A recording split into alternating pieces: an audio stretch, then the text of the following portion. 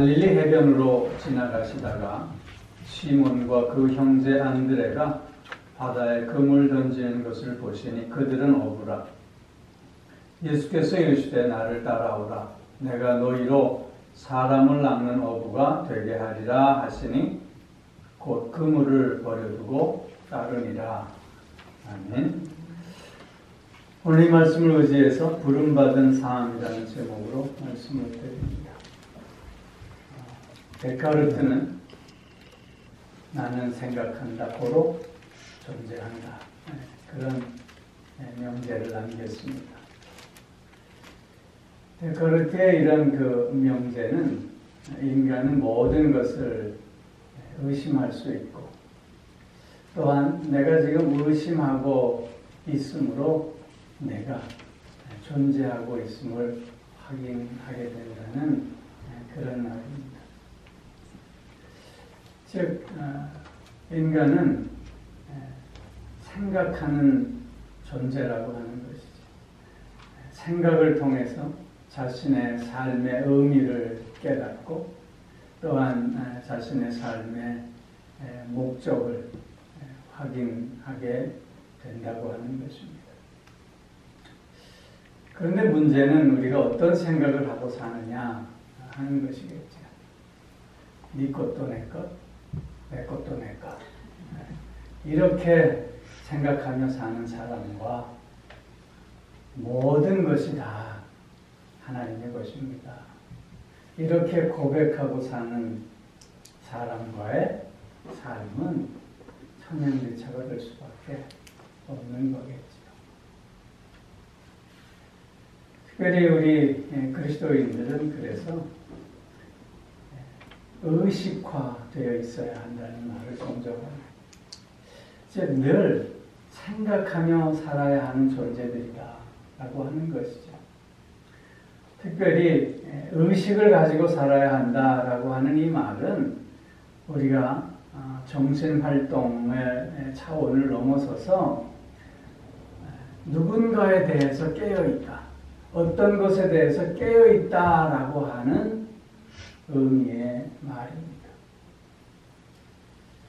즉, 우리가 무엇에 대해서 깨어있느냐라고 할 때 우리는 그것에 대해서 예민할 수 있고 그것에 대해서 인지할 수 있고 그것에 대해서 의미를 부여할 수 있게 되는 것이죠. 슈바이처 박사는 아프리카의 부름에 그는 늘 아프리카에 대해서 깨어 있었기 때문에 응답을 통해서 아프리카의 성자가 되어줄 수 있었습니다. 나이팅게일 아시죠? 나이팅게일은 적군과 아군을 구별하지 않고 생명의 소중함을 주장하면서 인류의, 즉 인간에 대한 사랑에 깨어 있었기에 그런 사랑의 천사가 될 수 있었죠. 유관순 누나 또 아시죠?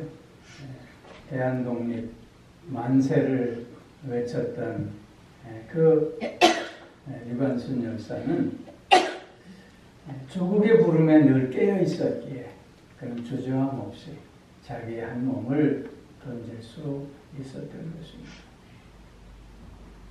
우리 그리스도인들은 무엇에 대해서 깨어 있어야 할까요?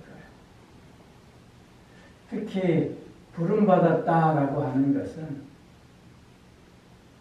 나를 불러준 대상이 있고 또한 그 대상 앞에서 그에 대해서 늘 깨어있는 삶을 살아야 함을 말하고 있는 것입니다. 오늘 우리가 함께 읽은 본문 말씀은 예수님께서 베드로와 안드레를 제자로 부르시는 장면입니다. 이 장면을 우리가 생각해 보면서 부름받은 자로서 우리가 오늘 어떤 의식을 가지고 살아야 할 것인가를 다시 한번 확인해 보고자 합니다. 특별히 우리는 부름받은 자로서 예수님으로부터 부름받은 자, 예수의 부름을 받은 자라고 하는 의식을 새롭게 할 수 있어야 하겠다는 것입니다. 우리가 오늘도 믿음을 가지고 살고 있지만, 그리고 예수 그리스도를 의지하고 믿는 자로서의 삶을 살고 있지만, 그 믿음은 나로부터 시작된 것이 아니라 주님으로부터 시작된 믿음이라고 하는 사실입니다. 주님은 우리를 부르셨습니다. 그런데 그 부르심에는 우리의 조건이라든가 우리의 자격 여하에 따라서 결정되어지는 것이 아니고 하나님의 뜻과 그 하나님의 사랑과 은혜에 따라서 결정되어진 부름이라고 하는 것입니다. 오늘 본문에서 보면 시몬과 안드레, 즉 베드로와 안드레는 어부였습니다. 어부의 일을 하다가 예수님께서 그 해변가를 지나가시다가 저들을 먼저 보셨습니다. 그리고 그들을 부르시는 것입니다.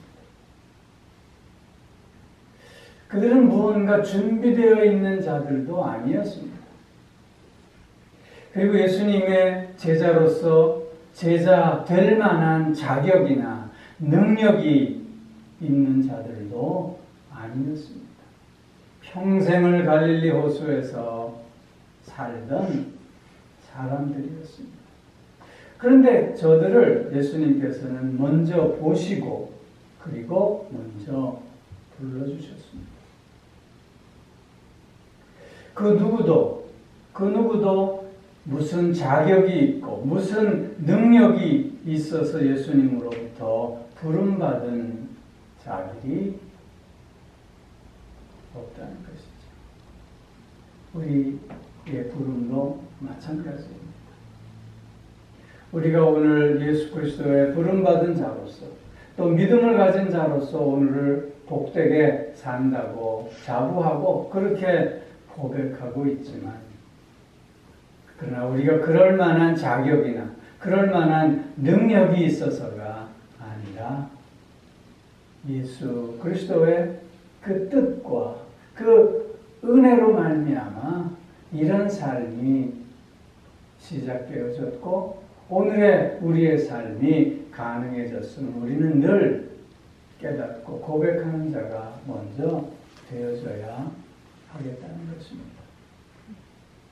하나님이 나를 먼저 사랑하셨습니다.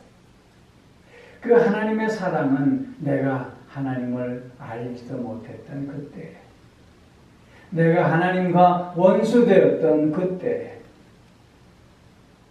내가 죄인 되었을 그때에 하나님은 나를 택하시고 나를 찾아와 주셔서 부르시고 만나 주셨다고 하는 것입니다.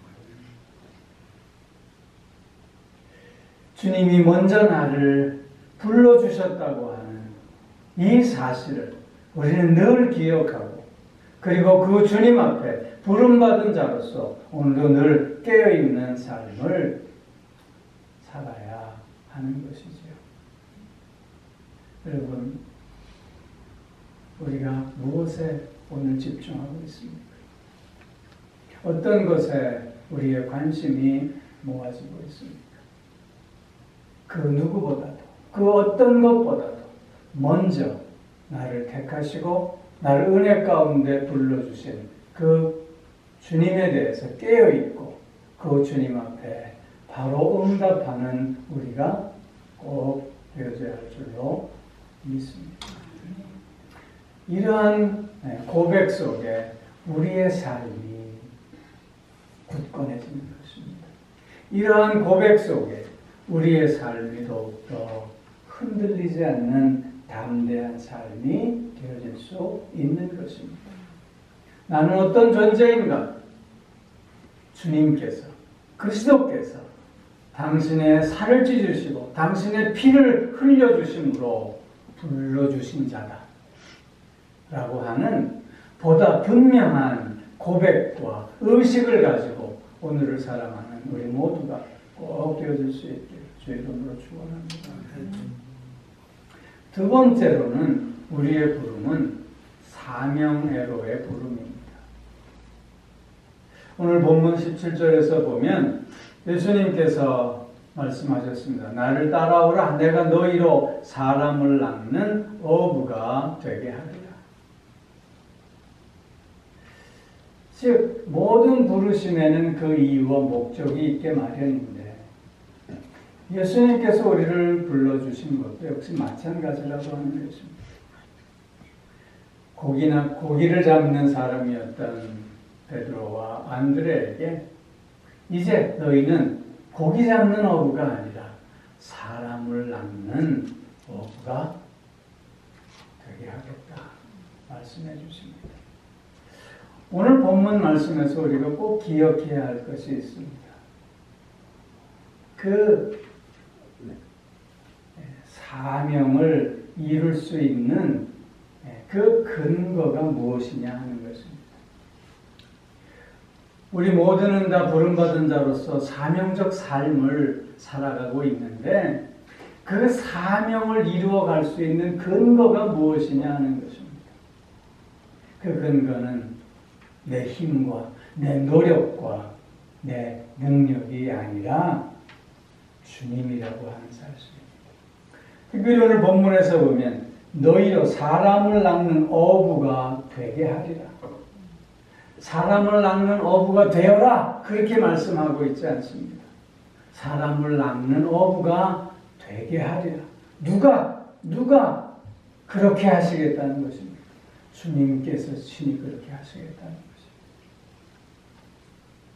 우리가 오늘 사명의 삶을 살고 있는데 그 사명의 삶을 살 수 있는 그 근거, 그 힘은 어디에서부터 시작되어지느냐? 주님으로부터 시작되어지는 것입니다. 즉 나의 삶의 모든 근거는, 나의 삶의 모든 이유는, 나의 삶의 모든 능력의 출처는 내가 아니라 주님이라고 하는 사실을 우리는 또한 새롭게 고백할 수 있어야 할 줄로 믿습니다. 너희는 내 제자가 되라. 그렇게 말씀하시기보다는 내 제자가 되게 하겠다. 주님께서 의지를 가지고 그렇게 말씀하고 계시는 것입니다. 또한 우리가 사명의 삶을 또 이루어가는 그 모든 과정 속에서 그 열매를 맺게 하시는 분은 주님이심을 또한 우리는 고백해야 합니다. 우리는 늘 그래서 고백하지요. 나는 주님의 손에 붙들린 막대기와 같다. 지팡이와 같다. 하나님의 손에 붙들린 도구와 같다. 왜냐하면 하나님은 우리를 택하셔서 그 되게 하시고 하나님 우리와 함께 그 일을 이루어 가시기 때문이다. 여러분, 그렇게 우리가 부름받은 자로서 하나님 앞에 오늘 우리의 결단은 주님, 내가 여기 있사오니 나를 사용하여 주시옵소서. 주님, 내가 여기 있사오니 나에게 그 삶을 살아갈 수 있게 힘으로 도우시고 능력으로 도우시고 또한 우리의 의지를 북돋을 수 있게 우리의 마음의 결단을 더욱 굳건히 할 수 있도록 우리의 모든 것들을 주장하여 주시옵소서. 그렇게 기도하고 나아가는 것이죠. 사랑하는 성도 여러분, 우리가 오늘 하나님의 자녀로서 그다운 삶을 살아가는 모든 것이 하나님으로부터 기인된 일이고 하나님께서 하시는 일인 것입니다. 종종 이렇게 말씀을 나누다 보면 그런 얘기들을 많이 하셔요. 왕년에 참 열심히 했다. 왕년에 참 열심히 했다. 지금 어떻다는 거예요? 지금은 뭐 옛날에 다 해봤으니까 좀 덜 해도 되지 않느냐. 여러분, 그 왕년에도 주님이 하게 하셨고 또 오늘도 주님이 하게 하시는 것이죠. 그렇기에 내가 왕년에 이것 했다 저거 했다 자랑할 수 없는 것입니다. 하나님으로부터 시작되었고 하나님으로부터 지금 이루어가는 과정 가운데 우리가 있음을 고백하면서 나의 삶을 주님 앞에 내어드리는 우리가 꼭 되어져야 할 줄로 믿습니다. 어느 누구도 그리스도께서 불러주신 자들은 사명의 삶을 살지 않는 자가 없습니다. 사명의 삶이라고 할 때 그것은 뭐 특별한 일, 무슨 큰 일을 한다는 것을 의미하는 것이 절대 아닙니다. 하나님께서 오늘 우리에게 주신 이 하루를 보다 정직하게 살고자 하는 것, 그것이 사명입니다. 하나님께서 우리에게 선물로 주신 오늘 하루를 내 마음을 열고 이웃에게 사랑으로 다가가겠다고 하는 것, 그것이 바로 사명을 이루는 삶입니다. 하나님께서 불러주신 그 부르심의 목적대로 내가 만나는 모든 만남과 관계 속에서 축복의 통로가 되겠다, 복음의 통로가 되겠다고 하는 것, 그것이 바로 우리가 오늘 살아야 할 사명의 삶의 모습이라고 하는 것입니다.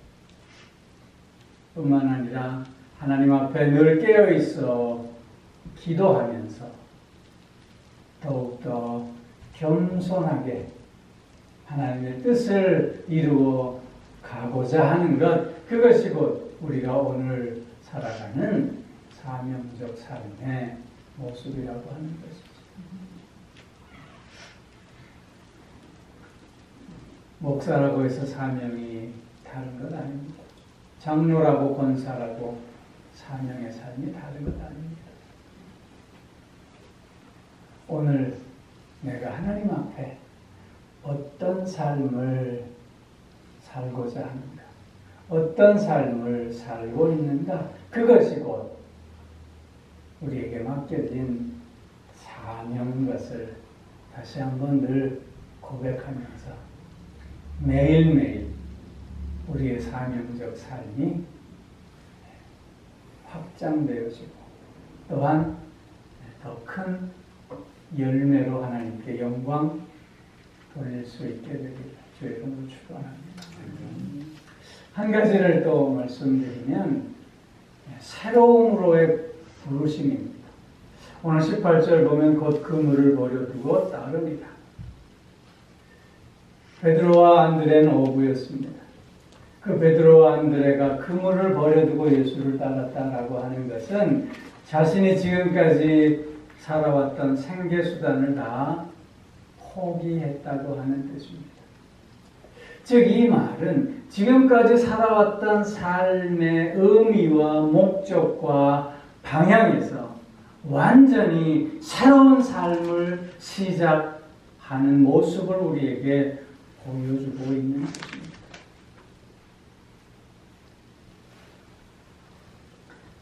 그 전까지는 내 경험의 축적과 다른 사람들보다 더 뛰어난 기술을 가지고 남들보다 고기를 더 많이 잡아 남들보다는 좀 더 풍족한 삶을 살 수 있었지만, 그러나 주님의 부르심을 받고 새로운 역사를 만들어 가겠다고 하는 저 베드로와 안드레에게는 지금까지의 삶의 경험, 지금까지의 삶의 기술, 그것은 다 의미 없는 것이 되어 버리고 만 것입니다.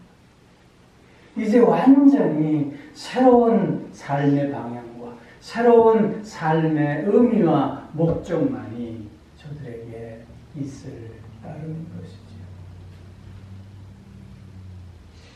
이런 삶을 살기 위해서 안드레와 베드로가 할 수 있었던 것이 무엇이었을까요? 철저한 맡김이었습니다. 이젠 예수님께 모든 것을 맡기는 그 삶을 시작해야만 했던 것이죠. 자신의 생명도, 자신의 먹거리도, 자신의 식구들도, 지금까지 자기가 생각했던, 자기가 지금까지 관리하고 이렇게 저렇게 책임졌던 그 모든 것을 다 내려놓고 오직 이제는 모든 것을 주님께 맡깁니다. 이런 결단을 지금 하고 있는 것이죠. 새로운 삶의 출발은 그래서 어디서부터 시작되느냐면 이런 맡김, 온전한 맡김에서부터 시작되어진다는 것이죠. 반만 맡기고 반만 지금까지 살아왔던 그 방식대로 살면 안 될까? 이렇게는 새로운 역사가 시작되어질 수 없다는 것이죠. 우리가 예수를 믿는다고 하는 것은 그런 의미에서 단절을 의미하는 것입니다. 우리가 오늘도 새로운 삶을 살겠다고 하는 것은 어제와의 단절을 의미해야 하는 것이에요. 어제의 삶의 습관과 어제의 삶의 생각과 어제의 삶의 의미와 목적이 아니라 이제는 다시 한번 그것을 끊어내고 주님께 온전한 맡김을 통해서 새로운 생각, 새로운 삶의 의미, 새로운 삶의 목적을 향해 새 역사를 써나가겠다고 하는 우리의 모습이 요구되어지는 것이죠. 이런 철저한 맡김만이, 이런 철저한 단절만이 오늘 우리를 또한 새로운 자로 새 삶을 살아가게 할 줄로 믿습니다. 사랑하는 성도 여러분, 우리는 주님으로부터 부름받은 존재들입니다. 오늘도 주님은 우리를 부르시고 계십니다. 이 부르심에 우리는 깨어있어 바르게 응답할 수 있어야 합니다. 그 첫째는 나는 주님이 불러주신 자다. 두 번째로는 그렇기에 그 부르심의 목적대로 오늘 사명의 삶을 살겠다. 오늘 하나님 앞에 진실한 삶을 살겠다. 주님께서 말씀하신 것처럼 사랑의 삶을 살겠다. 또한 이제 모든 것을 철저하게 내어 맡김을 통해서 새 삶을 시작하겠다. 라고 하는 그 삶이 되어야 한다는 것이죠. 부름받은 삶으로서 오늘을 새롭게 하고 오늘을 복되게 하고 오늘을 영광스럽게 하는 우리 모두가 꼭 되어질 수 있기를 주의 이름으로 축원합니다.